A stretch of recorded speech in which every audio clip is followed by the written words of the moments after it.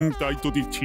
গোপাল, খুলে বলো বলো, কি বলতে চাইছো? আসলে মহারাজ, আমরা সবাই একটা অনুরোধ অনেকদিন আগেই করেছি, কিন্তু কিন্তু কি? কিন্তু মন্ত্রী মশাইয়ের বিরোধের কথা শুনে আপনি আমাদের অনুরোধ রাখেননি। কোথায় ঘি, পান্তা ভাতে ঘি?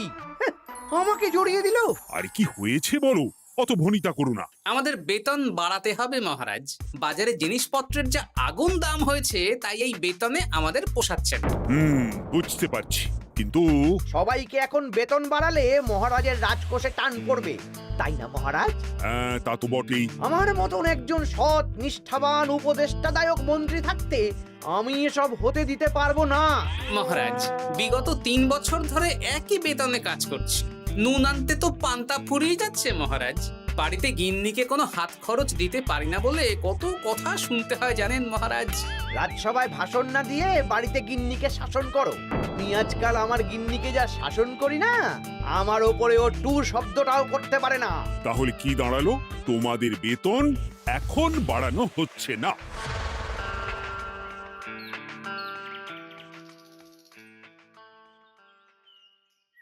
আবার ঘুরে ফিরে আমরা সেই এক জায়গায় পৌঁছে গেলাম। মন্ত্রী মশাই মহারাজকে বললেন, আর মহারাজ আমাদের প্রস্তাব নাকচ করে দিলেন। এভাবে হবে না, অন্য রাস্তা ভাবতে হবে, অন্যভাবে চিন্তা করতে হবে। ঠিক বলেছ গোপাল, মন্ত্রী মশাইকে এমন ভাবে নাকে দড়ি দিয়ে ঘোরাতে হবে যাতে উনি নিজেই বেতন বাড়ানোর প্রস্তাবটা মহারাজের সামনে পেশ করেন। হ্যাঁ, সুযোগ তো আসবেই। দেখি কি করা যায়।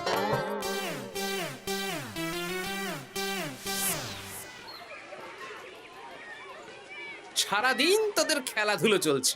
আরে, পড়াশোনা ভুলে গেছিস নাকি? হ্যাঁ, বেশি পড়াশোনা করে কি হবে দাদু? বুদ্ধিমান হবি, পরে ভালো চাকরি করবি, ব্যবসা করবি, আনন্দে খুশিতে দিন কাটাবি। এখন তো আমরা আনন্দেই আছি দাদু। চুপ! শোন, আমরা একটা কাজ করে দিতে পারবি? কি কাজ বলো দাদু? তোরা ফাঁকতালে মন্ত্রী মশাইয়ের উপরে নজর রাখবি। উনি ওনার গিন্নির উপর কিভাবে শাসন করেন সেটা এসে আমাকে জানাবে। আচ্ছা দাদু।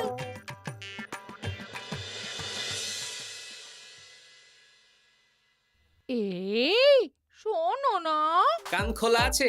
চট করে বলে ফেলো, ঝট করে শুনে ফেলি। একটা তোমার কাছে আবদার করছি, আবদার? রাগ করো না যেন। হ্যাঁ, তা কি আবদার শুনি?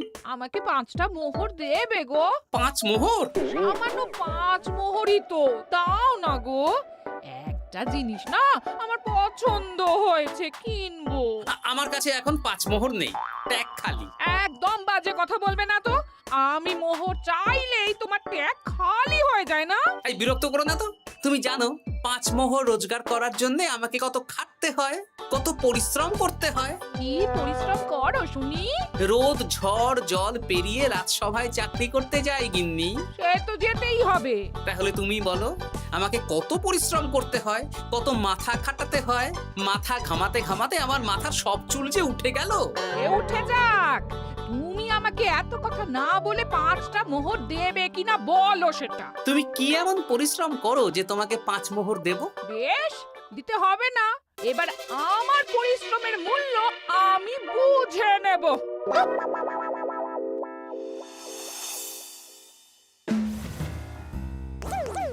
এই এই শোনো না, আজকে বেলার দিকে বাজারে গেছিলাম। আমার না একটা জামদানি শাড়ি খুব খুব পছন্দ হয়েছে। আমাকে ওটা কিনে দাও না গো। মাসের শেষে আমার আমদানি তো আর বাড়েনি যে তোমাকে জামদানি কিনে দেব। যেগুলো আছে সেগুলো পড়ো। এরকম করে বলছো কেন? আর কি রকম করে বলবো, সব সময় তোমার বায়না আমার সয় না। ফের যদি বায়না করতে দেখেছি তো তোমাকে বাপের বাড়ি দিয়ে আসবো। এই, তুমি আমাকে কি কথা বললে? তুমি আমার সাথে এরকম ব্যবহার করছো? হ্যাঁ, করতে বাধ্য হচ্ছি। অর্থ তো আর গাছে ফলে না, অনেক কষ্ট করে রোজগার করতে হয়।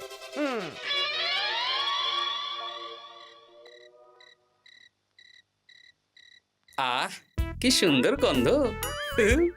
গন্ধেই প্রাণটা ভরে গেল গিন্নি।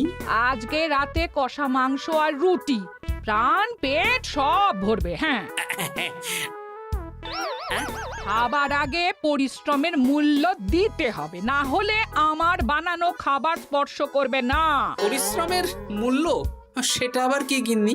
এই 2 মোহর দিতে হবে। মানে এই যে হাত পুড়িয়ে রান্না করলাম সেটার মূল্য। আগুনের সামনে বসে বসে রুটি মাংস বানাতে বুঝি কষ্ট হয় না? কিছুই তো বুঝতে পারছি না। তুমি নিজেই তো সন্ধেবেলা আমাকে কত কথা বললে। এখন আমি যা যা পরিশ্রম করব পরিশ্রমের মূল্য তোমার কাছ থেকে কড়ায় গন্ডায় বুঝে নেব। বাপরে বাপ, তাহলে এখন এই রুটি মাংস খাওয়ার জন্য 2 মোহর দিতে হবে? হ্যাঁ? নইলে নিজে রান্না করে খাবে। উফ, কি জ্বালা। এই নাও 2 মোহর, এবার খাই। স্বচ্ছন্দে। এই না না না না, মশারির ভেতর ঢোকা যাবে না। আগে 1 মোহর দাও। আমি মশারি টাঙিয়েছি, বিছানা গুছিয়েছি, পরিশ্রমের মূল্য দাও। কি মুশকিল রে বাবা। মুশকিল কোথায়? যা ন্যায্য তাই চেয়েছি। বাড়তি কথা না বলে 1 মোহর দাও, না হলে খাটের নিচে শুয়ে পড়ো। উফ, এই নাও ধরো। খুশি? খুব খুশি, খুব।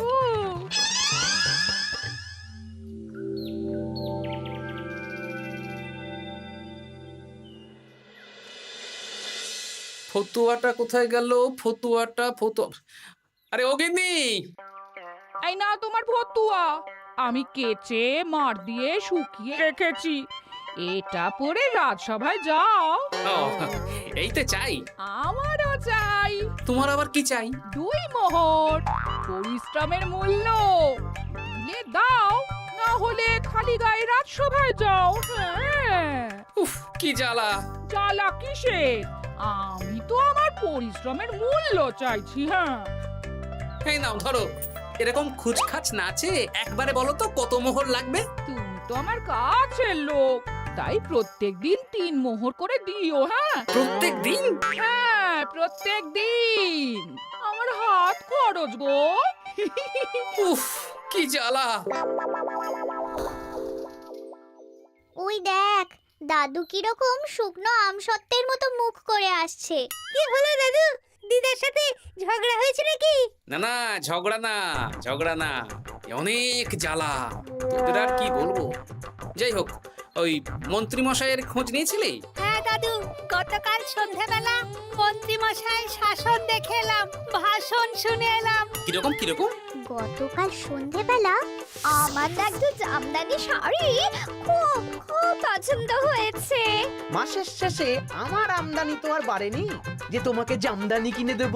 সব সময় তোমার বায়না আমার সয় না। ফের যদি বায়না করতে দেখেছি তো তোমাকে বাপের বাড়ি দিয়ে আসবো।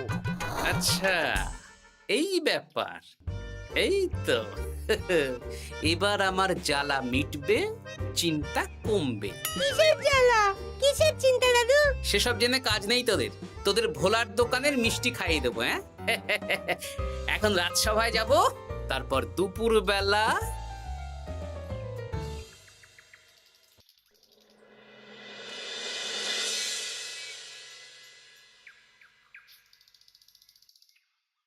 কেমন আছেন মা ঠাকুরুন? কেমন শব্দ থেকে মা বাদ দিয়ে জিজ্ঞেস করো। ম বাদ দেব মানে? জিজ্ঞেস করো কেন আছি। কি হয়েছে আপনার? তোমাদের মন্ত্রী মশাই আজকাল কেমন খেটে হয়ে গেছেন। কিছু আবদার করলেই চিৎকার চেঁচামেচি করেন, আর একটাই ভয় দেখান, বাপের বাড়ি দিয়ে আসবো। আজকেই সমস্যার সমাধান হবে। সামনের মনোহারি দোকান থেকে একটা কাগজ কলম নিতে হবে, তারপর আসল কাজটা করতে হবে। তোমার সাথে কথা বলতে গিয়ে কত দেরি হয়ে গেল। ধুর, এখনো রান্না হয়নি। এই কে রে? আমি বৃক্ষ বাবা। কাগজটা খুলে পড়ো। বাবা, আমি জানি তোর খুব কষ্ট। তোর স্বামী তোকে দিন রাত উঠতে বসতে শাসন করে আর হুমকি দেয় তোকে বাপের বাড়ি দিয়ে আসবে। এই কষ্টের থেকে মুক্তির একটাই উপায়। আজ থেকে তুই শুধু নিজের জন্য রান্না করবি, বাড়ির কোনো কাজ করবি না। আর তোর কর্তাকে বলবি বাড়ির কাজ করাতে হলে প্রত্যেক দিন 10 মোহর করে হাত খরচ দিতে হবে। পরিশ্রমের মূল্য 10 মোহর। এর মধ্যে 7 মোহর তুই নিজের কাছে রাখবি, আর এই সৎ উপদেশ দেওয়ার জন্য 3 মোহর রোজ সন্ধ্যাবেলা এই বট গাছের নিচে আমার প্রণামী হিসেবে রেখে যাবি। ইতি তোর শুভাকাঙ্ক্ষী বৃক্ষ বাবা। বাহ, বেশ ভালো বুদ্ধি তো। তা আপনি একবার দেখা দিন না বৃক্ষ বাবা। বাবা, বট গাছে কোরা, কি অলৌকিক কাণ্ড। জয় বাবা, জয় বাবা।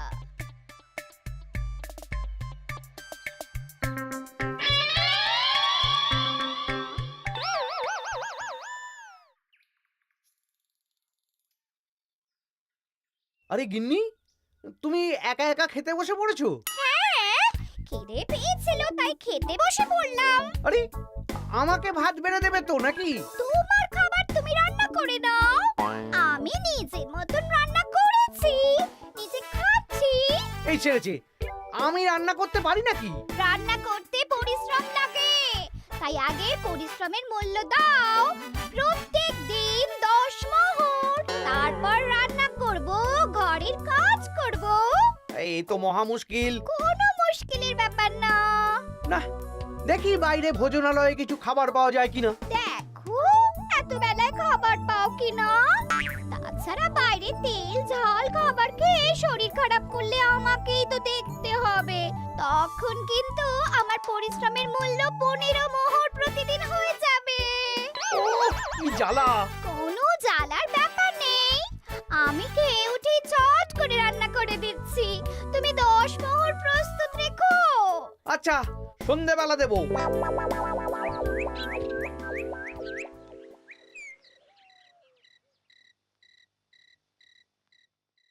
এই নাও সন্ধেবেলার তেলে ভাজা মুড়ি।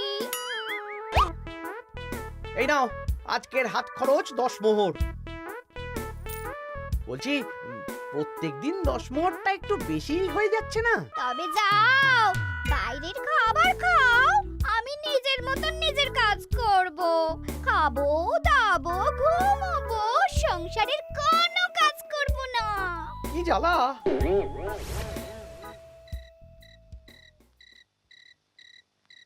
ধন্যবাদ বৃক্ষ বাবা, আপনার দেওয়া বুদ্ধিতে কাজ হয়েছে। এই যে আপনার প্রণামী 3 মোহর আমি এই বটতলায় রেখে গেলাম। জয় বৃক্ষ বাবা, জয়।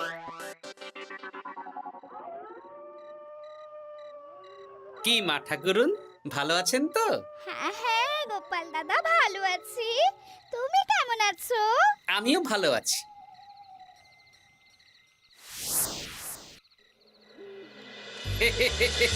এই তো ওষুধে তার মানে কাজ হয়েছে, 3 মোহর পেয়ে গেলাম।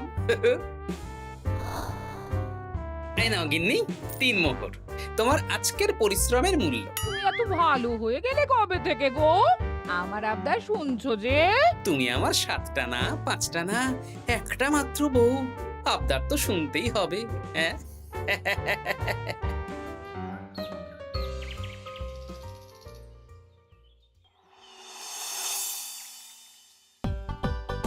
এই নাও, তোমার জন্য ফুলকো ফুলকো লুচি আর আলুর তরকারি বানিয়েছি। রাজসভা থেকে ফেরার সময় বাজার থেকে পাকা কাতলা নিয়ে এসো। বাহ, রাজসভা থেকে ফিরে এসে মাছের ঝোল আর ভাত খাবো।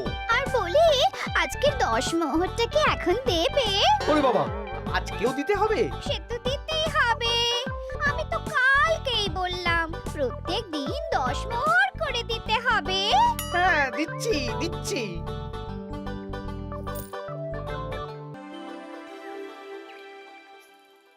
মন্ত্রীমশাই কেমন আছেন? আপনার মুখটা কেমন শুকনো শুকনো লাগছে। শুকনো তো হবেই। প্রত্যেক দিন গিন্নিকে হাত খরচ বাবদ 10 মোহর করে দিচ্ছি। 500 মোহর বেতন পাই। এইভাবে চলতে থাকলে 300 মোহর তো গিন্নিকেই দিতে হবে। সে তো দিতেই হবে, মা ঠাকুরুন এত পরিশ্রম করেন। আমিও আমার গিন্নিকে রোজ 3 মোহর করে হাত খরচ দিই, কিন্তু আমার মনটা বেশ ফুরফুরেই আছে। বাবা, আমার কষ্ট দেখে তোমার আনন্দ হচ্ছে নাকি? না না, কি যে বলেন। একটু দেরি হয়ে গেল। যাই হোক, আলোচনা শুরু করা যাক। এর একটা বিহিত করতেই হবে।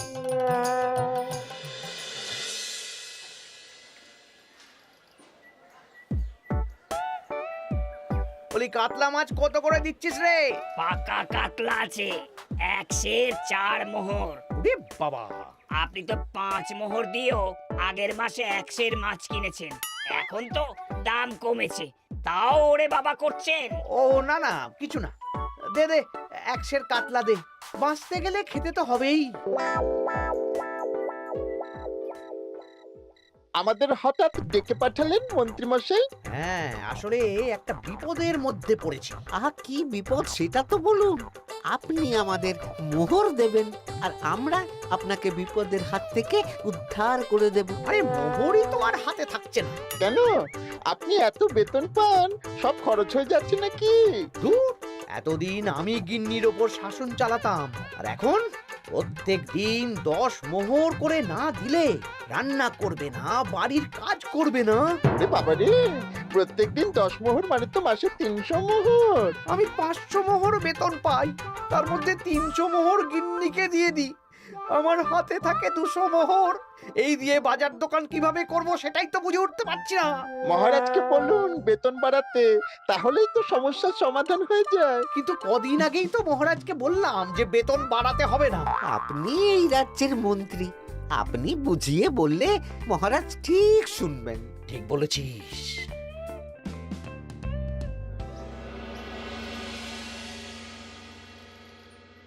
বুঝলে সবাই, আজ আমি মহারাজের কাছে আমাদের সবার বেতন বাড়ানোর প্রসঙ্গ তুলবো। কেন? এই তো আপনি কদিন আগে বললেন বেতন বাড়ানো যাবে না। আরে বাবা, বেতন না বাড়ালে এরপর আমাকে পথে বসতে হবে, বুঝতে পারছো না? বেশ, এতদিনে আপনার সুমতি হলো তাহলে। আর মহারাজ যদি রাজি না হন? তাহলে আমরা সবাই একসাথে আন্দোলন করব। মন্ত্রী মশাই আমাদের পাশে থাকলেই হবে। হ্যাঁ, থাকবো থাকবো। মহারাজ, আমার একটা আর্জি ছিল। কি আর্জি বলো মন্ত্রী? আমি অনেক ভেবে দেখলাম, কয়েকদিন আগে সভাসদেরা ঠিক কথাই বলেছিল। কি ঠিক কথা? মানে বাজারে জিনিসপত্রের দাম বেড়ে দ্বিগুণ হয়েছে, কিন্তু আমাদের বেতন একই রয়েছে।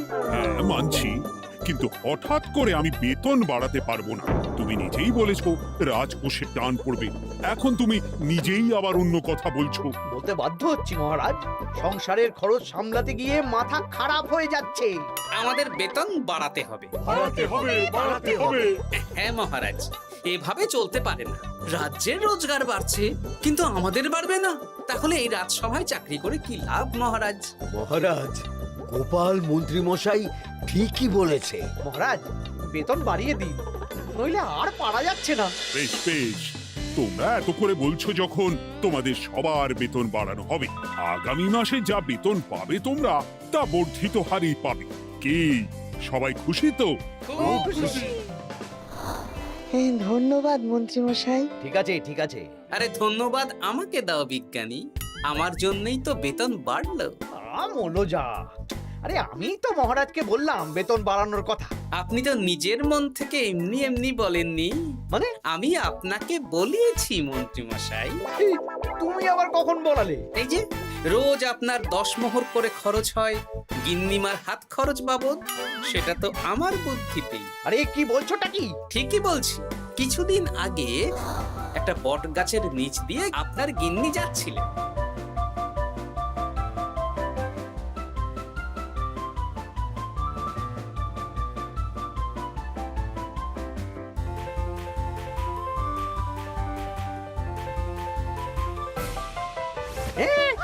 সব তোমার বুদ্ধিতে? হ্যাঁ, শুধু তাই নয়, গিন্নিমা রোজ রাতে বটতলায় 3 মোহর করে বৃক্ষ বাবার জন্য ওরফে আমার জন্য রেখে যাবে, আর আমি সেটা দিয়েই এতদিন আমার গিন্নিকে হাত খরচ দিচ্ছিলাম। হ্যাঁ নয়, হ্যাঁ, কিন্তু আর লাগবে না, এবার তো বেতন বেড়ে গেল, আর কোনো সমস্যা হবে না। গিন্নিমাকে ব্যাপারটা বুঝিয়ে বলে দেবেন, কেমন? মানে গোপাল আপনার কাছ থেকে সোজা আঙুলে ঘি বের করতে পারেনি, তাই আঙুল বাঁকা করেছে, আর আপনি অমনি ছেঁকা খেয়েছেন। হ্যাঁ? ওরে বাবারে!